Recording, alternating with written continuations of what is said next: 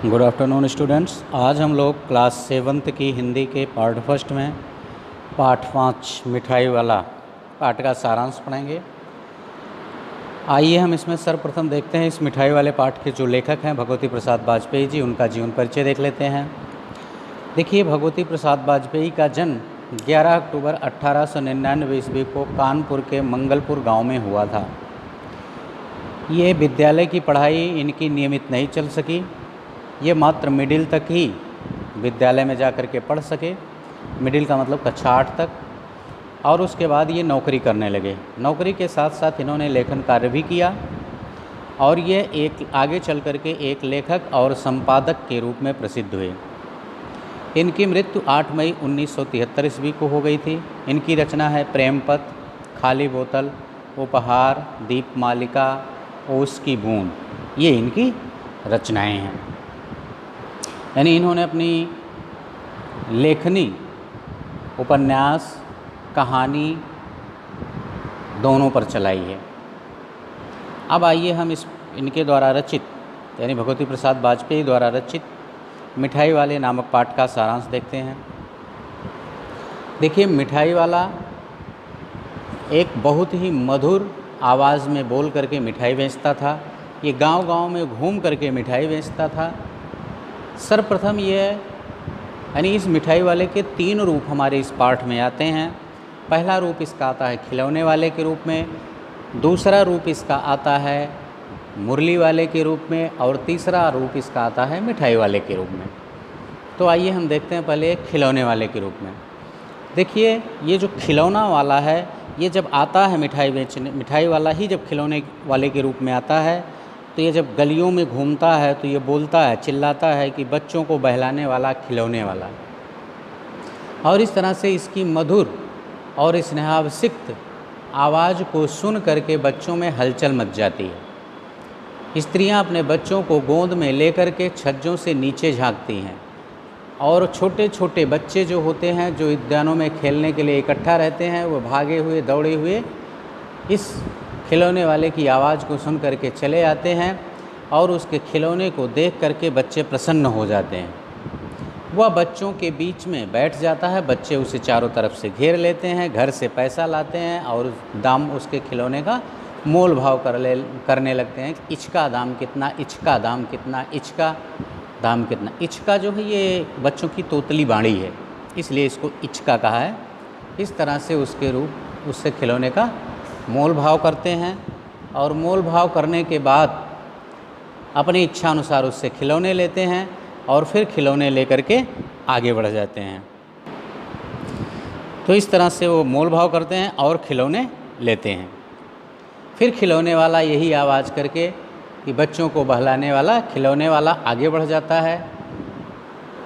इसमें एक पात्र हैं राय विजय बहादुर जी। उनके भी बच्चे जब खिलौने लेकर के घर आते हैं, क्योंकि उनके 2 बच्चे थे, चुन्नू और मुन्नू। तो चुन्नू कहता है कि मेला घोला कैछा छुंदल है, यानी मेरा घोड़ा कितना सुंदर है। तो मुन्नू भी कहता है कि और मेला वाला भी कैछा छुंदल है, अर्थात मेरा वाला घोड़ा भी सुंदर है। तो इस तरह से दोनों अपने अपने हाथी और घोड़े लेकर के उछलते कूदते हुए प्रसन्नतापूर्वक घर आते हैं। जब घर आते हैं तो उनकी माँ, रोहिणी उसका नाम था, वो देखती है तो कहती है कि ये खिलौने कितने में लिए। तो मुन्नू कहता है कि 2 पैसे में। तो खिलौने वाला दे गया है। रोहिणी सोचने लगती है कि इतने सस्ते में वो खिलौने कैसे दे जाता है, आखिर उसकी लागत भी तो नहीं आती होगी। लेकिन दे गया तो दे गया।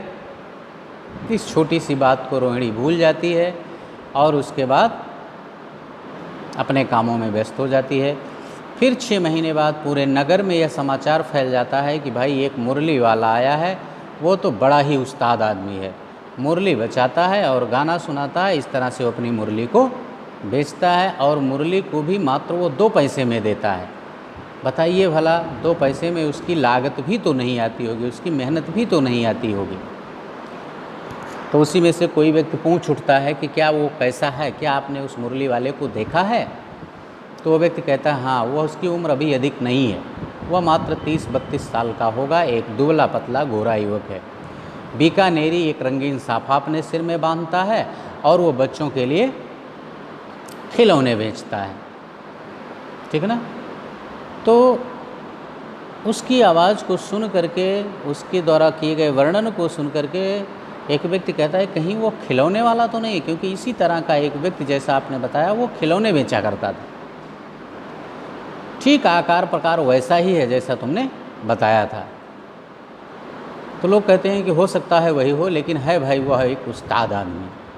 इसी तरह प्रतिदिन उस मुरली वाले की चर्चा नगर में होती थी और उसका फिर वही उसी तरह का मधुर स्वर सुनाई पड़ता था, बच्चों को बहलाने वाला, लेकिन इस बार अंत में बदला है, खिलौने वाले की जगह मुरलिया वाला हो गया है, बच्चों को बहलाने वाला मुरलिया वाला। तो रोहिणी भी जब मुरली वाले के स्वर को सुनती है तो उसे खिलौने वाले की याद आ जाती है और उसका मन उससे कुछ बातें करने के लिए, पूछने के लिए हो उठता है। रोहिणी अपने पति विजय बाबू के पास जाती है और उससे कहती है कि मुरली वाले को बुला लीजिए, क्योंकि हमें चुन्नू और मुन्नू के लिए मुरलियाँ लेनी है। उस समय विजय बाबू अखबार पढ़ रहे होते हैं, लेकिन अपनी पत्नी रोहिणी की इस तरह की बातों को सुन करके वो अखबार लिए हुए दरवाजे पर आते हैं और मुरली वाले से कहते हैं कि भाई मुरली वाले, मुरली तुम कैसे दे रहे हो। और बच्चे जो हैं वो शायद पार्क में खेलने के लिए चले गए थे, लेकिन जब मुरली वाले की आवाज़ बच्चों के कान में पड़ती है तो वो अपनी टोपी, जूता, चप्पल, यहाँ तक कि जब वो छोड़कर भागते हैं और छोड़कर भागने में उनके पाजामे भी ढीले हो जाते हैं। पाजामे, जिससे पाठ में एक शब्द आया है सुथनी, उनके पाजामे भी ढीले हो जाते हैं और बच्चों का झुंड आकर के पुनः उस मुरली वाले को घेर लेता है। और मुरली वाले से लोग मुरली मांगते हैं तो मुरली वाला अपनी गदगद स्वर में कहता है कि देंगे भैया, हम मुरली सबको देंगे और उठो मत, एक एक को देने दो, अभी इतनी जल्दी हम कहीं जा नहीं रहे हैं, आप सबको पूरा समय देंगे, क्योंकि हमारे पास कम मुरलियाँ नहीं है, पूरी 57 मुरलियाँ अभी हमारे पास हैं। और उसके बाद वह पुनः विजय बाबू की तरफ मुखातिब होता है कि हाँ बाबू, तो आपने क्या पूछा था कि हम कितने में देते हैं। वैसे तो हम 3-3 पैसे के हिसाब से देते हैं, लेकिन आपको 2 पैसे में ही दे दूँगा। विजय बाबू मुरली वाले की इस बात को सुन करके मुस्कुरा देते हैं और कहते हैं कि तुम तो 2 पैसे में सबको मुरली देते हो, लेकिन हमें 2 पैसे में दे करके और हमसे ऐसी बातें करके तुम मेरे ऊपर एहसान लाद रहे हो। मुरली वाला उनकी बातों का इस तरह से कोई उत्तर नहीं दे पाता है, चूँकि वह अप्रतिभ हो जाता है और कहता है कि बाबू साहब, ये तो प्रत्येक ग्राहक का दस्तूर होता है। भले ही दुकानदार हानि उठा करके अपने सामान को बेचे, लेकिन प्रत्येक ग्राहक यही सोचता है कि दुकान वाला उसे लूट ले रहा है। और कहता है कि मैंने, विजय बाबू से कहता है वह मुरली वाला कि बाबू, मैंने 1000 मुरली बनवाई थी, तब मुझे जा कर के 2 पैसे में एक मुरली पड़ी है, नहीं तो आप कहीं भी चले जाइए, आपको 2 पैसे में कोई मुरली नहीं पड़ेगी, सब लोग 3 पैसे में ही मुरली देंगे, लेकिन फिर भी मैं आपको 2 पैसे में मुरली दे देता हूँ। इतना उनसे कहता है और विजय बाबू फिर कहते हैं कि ठीक है, हमारे पास ज़्यादा वक्त नहीं है, ये लो 2 पैसे और 2 मुरली निकाल दो। और मुरली लेकर के विजय बाबू मकान के भीतर चले जाते हैं। बच्चों का झुंड उसे घेरे रहता है, कोई नारंगी मुरली लेता है, कोई आसमानी लेता है। इस तरह से विभिन्न रंग की मुरलियाँ जो बच्चों को पसंद है, अपने अपने रंग की, अपने अपने कलर की, मनपसंद कलर की मुरली बच्चे उससे लेते हैं। किसी को पैसे, कुछ एक बच्चा घर जाता है अपनी माँ से पैसे मांगने, पैसे नहीं आता तो मुरली वाला कहता है कि अम्मा से ठीक से तरह से पैसे मांगा करो, तुम पैसे मांग ही नहीं पाए। अम्मा की धोती पकड़कर पैरों में लिपट करके पैसे मांगते हैं। इस तरह जब वो बच्चा जाकर घर मांगता है तो उसे पैसे मिल जाते हैं और आता है, फिर मुरली लेकर चला जाता है। लेकिन अंत में एक बच्चे को पैसा नहीं मिलता है घर से, तो मुरली वाला उसे फ्री में ही मुरली लेकर आगे बढ़ जाता है। अपनी मकान में बैठी हुई रोहिणी मुरली वाले की इस तरह की बातों को सुन रही थी और उसे बच्चों से जो उसके प्रति, बच्चों के हृदय के प्रति उसका जो आभार था, बच्चों से जो वो प्यार करता था, उसे जान करके वह थोड़ा सोच में पड़ रही थी, सोच रही थी उसके बारे में कि इस आदमी का तो इसमें लागत भी नहीं आती होगी, भला या पेट कैसे भरता होगा, ये मारा मारा इधर उधर फिर रहा है, खैर पेट ही जो है वो जो ना करा दे सो थोड़ा है। और इसी तरह से फिर निकट की गली में उसकी आवाज़ सुनाई पड़ती है, बच्चों को बहलाने वाला मुरलिया वाला। और उसके बाद वह फिर मुरली बेचकर चला जाता है। लेकिन 8 महीने बाद सर्दी के दिन में रोहिणी स्नान करके जब अपने बालों को सुखा रही थी छत पर, तो उसी समय फिर एक आवाज़ रोहिणी को सुनाई देती है कि बच्चों को बहलाने वाला मिठाई वाला। मिठाई वाला इस तरह के जब वो स्वर सुनती है तो उसे लगता है कि यह स्वर तो मुझसे परिचित है, अर्थात मैं इसे पहचानती हूँ। और धीरे धीरे झट से रोहिणी जो है वो अपने छत से उतर आई और देखती है कि उसके पति विजय बाबू मकान में नहीं है। वो अपने बूढ़ी दादी से कहती है कि दादी, चुन्नू मुन्नू के लिए मिठाई लेनी है, ज़रा उस कमरे में चल करके उस मिठाई वाले को रोकिए, बुलाइए, हम भी चिक के आट में बैठ करके उससे कुछ बातें करेंगे। दादी माँ जाती हैं, मिठाई वाले को बुलाती हैं, मिठाई वाला आता है। दादी माँ उससे पूछती हैं कि तू मिठाई कितने में दे रहा है। वो कहता है दादी माँ से कि ये नई तरह की मिठाइयाँ हैं, रंग बिरंगी हैं, कुछ खट्टी हैं, कुछ मीठी हैं, जायकेदार हैं, ये बड़ी देर तक मुंह में टिकी रहती हैं, जल्दी घुलती नहीं हैं, बच्चे बड़े चाव से इसे खाते हैं। इसका एक गुण है कि ये बच्चों की खांसी भी दूर कर देती है, गोल, चटपटी, पहलदार, और मैं पैसे की 16 देता हूँ। दादी बोली ये तो बहुत कम है, भला 25 तो देते। मिठाई वाला कहा नहीं दादी, मैं इससे अधिक नहीं दे सकता, इतना भी देता हूँ, खैर अब जो भी है मैं इससे अधिक नहीं दे पाऊँगा। रोहिणी भी चिक के पीछे दादी के पास देखिए चित्र में खड़ी हुई है। वो कहती है दादी से कि फिर भी सस्ता दे रहा है, इसलिए आप 4 पैसे की मिठाई ले लो। अब मिठाई वाला मिठाई गिनने लगता है और दादी माँ कहती हैं कि मुझे मोल भाव तो नहीं आता, लेकिन 25 ना सही कम से कम 20 तो दे दो। और यह कहते हुए दादी का पोपला मुंह मुस्कुरा देता है। पोपला मतलब होता है दांत विहीन। दादी के मुंह में दांत नहीं थे, जिससे उनका मुंह खोखला दिखता था, इसीलिए यहाँ पोपल शब्द का प्रयोग किया है। और फिर रोहिणी पर्दे के आड़ से पूछ लेती है कि दादी पूछो, क्या ये शहर में पहली बार आए हैं? लेकिन जब तक दादी इस प्रश्न को दोहराती, उस मिठाई वाले ने रोहिणी की आवाज़ सुन ली और उसने कहा कि नहीं, मैं कई बार आ चुका हूँ। पहली बार मैं खिलौने वाला, उसके बाद बांसुरी वाला बन करके आया था, और अब मिठाई वाला बन करके आया हूँ।